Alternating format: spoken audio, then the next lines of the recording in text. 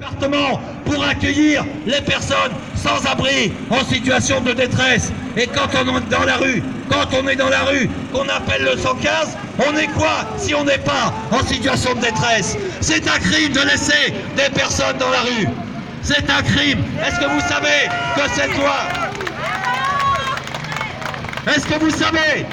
loi prévoit également non pas de remettre les sans-abri dans la rue, mais de les orienter vers une structure d'hébergement ou vers un relogement.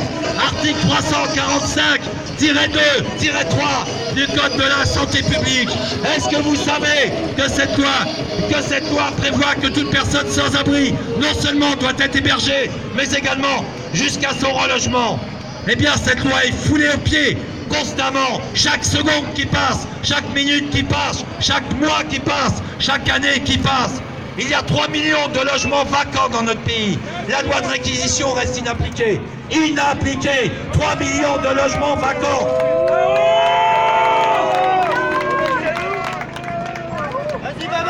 Est-ce que vous savez qu'il va y avoir 125 000 familles qui vont être mises dehors minimum cette année, qui vont quitter leur logement parce qu'elles sont l'objet d'un jugement d'expulsion et elles ne seront pas relogées?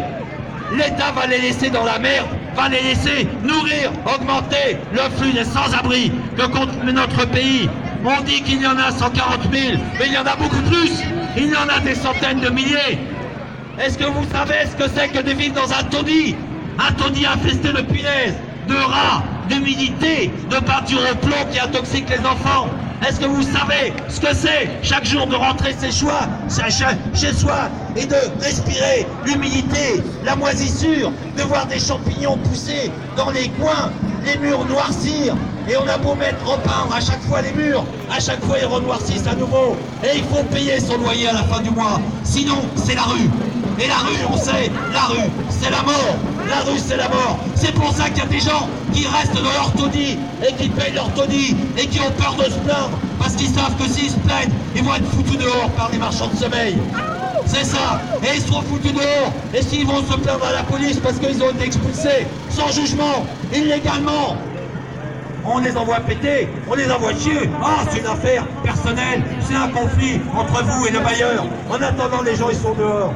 Voilà. Est-ce que vous savez qu'il y a des enfants qui sont atteints de saturnisme infantile? C'est une maladie grave qui détruit le cerveau, qui détruit les organes digestifs, qui fait que les enfants qui met les enfants dans le handicap toute leur vie. Ça, c'est l'absorption ou la voie respiratoire des peintures chargées de plomb. Ouais, il y a des dizaines de milliers d'enfants qui sont intoxiqués par le plomb ou qui sont menacés d'être intoxiqués par le plomb qui est contenu dans les peintures qu'on a étalées entre le 19e siècle et le début du 20e siècle. Est-ce que vous savez que quand on met une famille à la rue, eh bien, elle, qu'est-ce qu'elle fait? Elle va aller voir son assistante sociale et l'assistante sociale va lui dire « j'ai rien pour vous ». Et mieux, on va la mettre dans un hôtel pourri, souvent infesté de cafards, de punaises, etc., d'humidité, etc. Le 115 loge les familles à la rue dans des taudis et laisse les hommes et les femmes célibataires à la rue et crever dans la rue. C'est ça la réalité. On doit faire la guerre et nous, on est contents aujourd'hui d'être là, les mal logés, le DAL avec les gilets jaunes, avec le mouvement social qui grandit. Social, contre les inégalités, contre les précarités, contre la justice dans laquelle on jette de plus en plus les classes populaires. Parce qu'évidemment les loyers montent, mais les revenus baissent, les APL baissent, les loyers montent, les prix augmentent, les spéculateurs ramassent du fric, à chaque locataire dans une cité HLM qu'on dégage pour loger des personnes plus riches, on fait un profit. C'est ça qui se passe aujourd'hui. C'est ce qu'ils appellent le renouvellement urbain. Le renouvellement urbain, c'est de l'épuration sociale. C'est pas autre chose. Le Grand Paris, c'est de l'épuration sociale. C'est pas autre chose. Les expulsions, c'est de l'épuration sociale. C'est pas autre chose. Eh bien, nous ne devons pas nous laisser faire. Et c'est pour ça que nous sommes aujourd'hui ici. Et nous avons le cœur rempli d'espoir. Parce qu'on se dit que le mouvement du gilet jaune est en train de mûrir et s'empare des questions sociales. Oui, centrales. Vous êtes sûr, on va baiser Brigitte?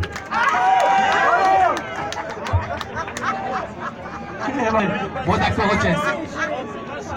Voilà, bah, allez, vas-y. Bon, donc la CSG aussi, la CSG. Voilà, ça c'est pour les retraités et les petits salaires et tout. Et vas-y, on les ponctionne en plus, tout ça, pour financer la suppression de l'ISF et les allègements fiscaux pour les riches. Il y a 130 milliards d'euros, 130 milliards d'euros de niches fiscales, comme ils appellent ça. C'est les niches où ils vont planquer leur pognon derrière le chien. C'est 66 milliards. Ouais. Les niches fiscales, c'est 120 ou 130 milliards. Ouais, c'est ça. Et l'évasion fiscale, c'est 66 milliards. Voilà, c'est là où les riches vont planquer leur pognon. Moi, je ne sais pas tout. Je sais simplement qu'il y a des millions, 6 millions de personnes qui vivent dans la merde aujourd'hui parce qu'ils n'ont pas de logis, ils n'ont pas de logement, ils n'ont pas les moyens de se payer un logement décent ou ils sont menacés d'expulsion. Voilà, à toi, c'est un droit. Alors, à partir de lundi, on met en place des piquets anti-expulsion. Si vous avez des amis, des voisins qui doivent être expulsés, aidez-les. Nous appelons les personnes qui sont menacées d'expulsion à sortir de l'ombre, à sortir de l'ombre, à dire ce qui leur arrive, à faire part de leur angoisse, à en parler autour d'eux. Et nous devons en parler aux écoles, là où vont les enfants, pour la solidarité qu'on va avoir dans les écoles. On doit en parler à ses voisins, pour que les voisins, également, ils se solidarisent. On doit appeler les gilets jaunes ou le DAD.